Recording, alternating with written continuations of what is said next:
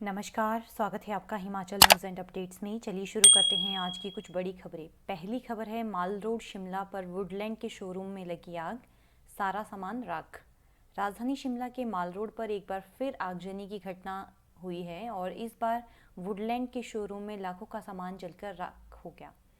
अभी घटना के कारणों का पता नहीं लगा है, लेकिन शॉर्ट सर्किट आग लगने का कारण माना जा रहा है। बुधवार करीब 3:15 पर शेरे पंजाब के पास वुडलैंड के शोरूम में आग लगने से वहां रखा सारा सामान राख हो गया। जब इसकी सूचना फायर ब्रिगेड को मिली तो फायर ब्रिगेड माल रोड के 2 टेंडर मौके पर पहुंचे और फायर ब्रिगेड ने करीब आधे घंटे में आग पर काबू पा लिया। लेकिन घटना की सूचना मिलते ही शोरूम के मैनेजर मदन लाल भी मौके पर पहुंचे। इस आगजनी में कोई जानी नुकसान नहीं हुआ है।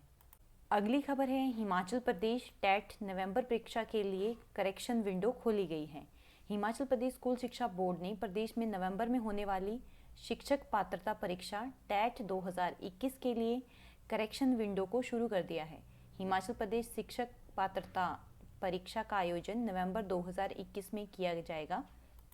जिन उम्मीदवारों ने इसके लिए आवेदन किया है वह अपने आवेदन पत्र में सुधार करना चाहते हैं, वे परीक्षा की आधिकारिक वेबसाइट पर जाकर इसे कर सकते हैं। सुधार की यह प्रक्रिया 21 अक्टूबर तक चलेगी। इसके बाद यह सुविधा बंद कर दी जाएगी और उम्मीदवारों को सुधार करने का कोई दूसरा मौका नहीं मिलेगा। अगली खबर मणिकर्ण से है। मणिकर्ण घाटी की बरशैणी पंचायत के कालका गांव में आगजनी की घटना पेश आई है। इस अग्निकांड में 3 काष्ठकृणी शैली के मकान राख हो गए हैं। सोमवार रात 2 बजे के करीब यह घटना पेश आई। सर्द मौसम में अग्निकांड ने 5 परिवारों को बेघर कर दिया है। इस अग्निकांड में 1 करोड़ 60 लाख की संपत्ति जलकर राख हो गई है। मंगलवार दोपहर तक स्थानीय ग्रामीण और दमकल विभाग की टीम आग बुझाने के कार्य में डटी रही। पहले 10 कमरों वाले मकान में आग लगी, इसके बाद 2 अन्य मकान भी इसकी चपेट में आ गए। आग कैसे लगी इसका कारण पता नहीं चल पाया है। दमकल विभाग के उप अग्निशमन अधिकारी दुर्गा सिंह ने बताया कि जैसे ही सूचना मिली तो विभाग की टीम वाहन लेकर मौके पर पहुंची, लेकिन सड़क न होने के चलते वाहन गांव तक नहीं पहुंच पाया और टीम को छोटे पंप लेकर ही गांव तक पहुंचना पड़ा। अगली खबर है, जरूरतमंदों को फ्री कानूनी सेवाएं देंगे न्यायमूर्ति मोहम्मद रफीक की प्राथमिकता। प्रदेश उच्च न्यायालय के न्यायमूर्ति मोहम्मद रफीक ने कहा कि वह प्रदेश के प्रतिष्ठित उच्च न्यायालय के 26वें मुख्य न्यायाधीश के रूप में कार्यभार संभालने पर प्रसन्न महसूस कर रहे हैं, जिसमें देश को कई प्रख्यात न्यायविद दिए हैं।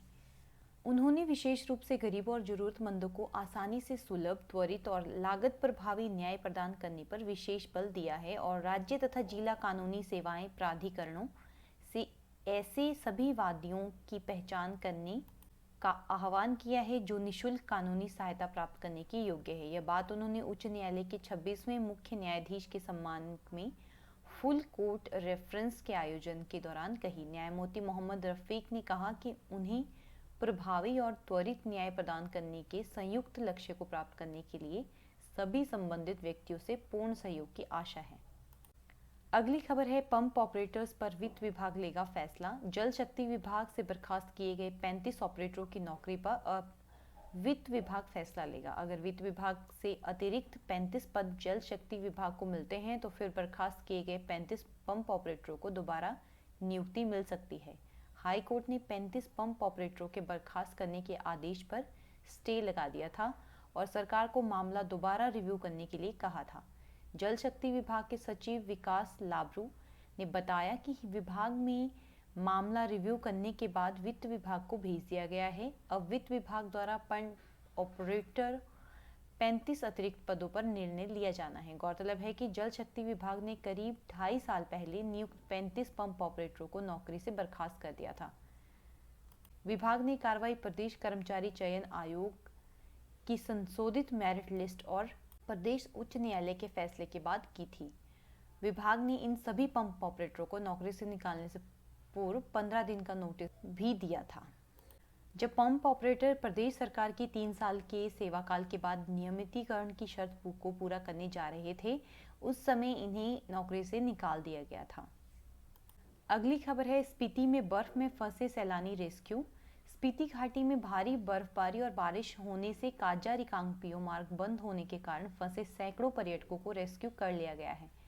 अभी भी कई पर्यटक बातल, लोसर, काजा और सुमदो क्षेत्र में फंसे हुए हैं। इलाके में जहां बर्फबारी से सड़कें बंद हो चुकी है, वहीं मलिंग नाला के समीप भूस्खलन के चलते बीआरओ ने सड़क बहाल करने का कार्य आरंभ कर दिया है। मंगलवार को मौसम खुलते ही एसडीएम काजा महेंद्र प्रताप सिंह ने बारिश और बर्फ के कारण बंद हुए सुमदो काजा मार्ग का निरीक्षण किया। इस दौरान डीएसपी रोहित मृगपुरी और नायब तहसीलदार विद्या सिंह नेगी भी मौजूद रहे।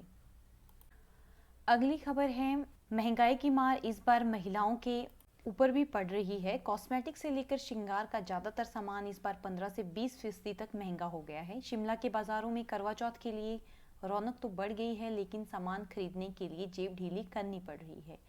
कारोबारियों के मुताबिक बीते 2 सालों की तुलना में इस बार करवा चौथ का सामान महंगा हो गया है। सामान महंगा होने और शिमला पहुंचाने का किराया बढ़ने के कारण इनके रेट बढ़े हैं। हालांकि महिलाएं जमकर सामान खरीद रही हैं, लेकिन आर्टिफिशियल ज्वेलरी की मांग काफी बढ़ गई है। इसके लिए शॉप्स पर काफ़ी भीड़ लग रही है और इनके रेट भी बीते साल से 15% तक अधिक हो चुके हैं। तो ये थी आज की कुछ बड़ी खबरें।